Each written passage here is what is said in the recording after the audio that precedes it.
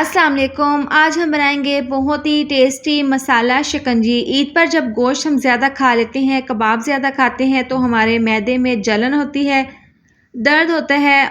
अगर आप इस शिकंजी को बनाकर पिएंगे तो आपका खाया पिया सब हज़म हो जाएगा। बहुत टेस्टी ये बनकर तैयार होती है। तो चलिए बनाना शुरू करते हैं।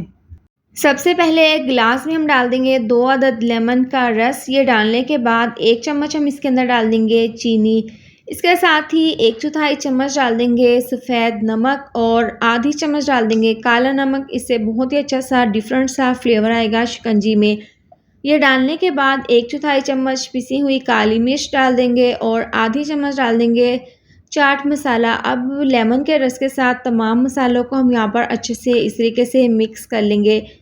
इसके बाद हम इसके अंदर आइस क्यूब डाल देंगे और इसके डालने के बाद इसके अंदर हम 4 से 5 पत्ते पुदीने के डाल देंगे और इसके अंदर हम 7 अप डाल देंगे। आप वाइट सोडा भी डाल सकते हैं और आप इसको 7 अप के बजाय पानी में भी बना सकते हैं, इससे भी बहुत ही अच्छा सा फ्लेवर आएगा। आप लेमन के स्लाइस इसके ऊपर डाल देंगे, इसको मिक्स कर लेंगे तो ज़बरदस्त सी हमारी यह मसाला शिकंजी तैयार है। आप गर्मियों में या फिर आने वाली ईद पर इसको एक बार ज़रूर ट्राई करें। इसका जायका बहुत ही ज़बरदस्त, बहुत ही लाजवाब बनकर तैयार होता है। वीडियो अच्छी लगे तो लाइक और शेयर कर दें। चैनल पर न्यू है तो चैनल को सब्सक्राइब भी ज़रूर कर दें। मिलते हैं नेक्स्ट वीडियो में। अपना बहुत सारा ख्याल रखें। अल्लाह हाफिज़।